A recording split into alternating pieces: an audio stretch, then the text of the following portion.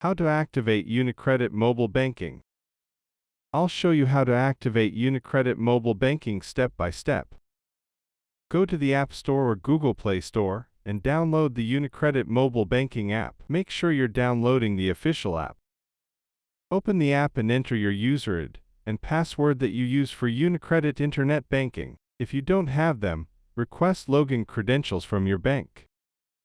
The app will ask you to verify your identity. Depending on your country, this could be an SMS code, email code, or mobile token activation. Enter the code to confirm. Now, create a 6-digit PIN or set up biometric login, Face ID or fingerprint. This will be your secure way of logging into UniCredit mobile banking. That's it. Your UniCredit mobile banking app is now active. You can check balances, transfer money, and manage accounts right from your phone. Thanks for watching.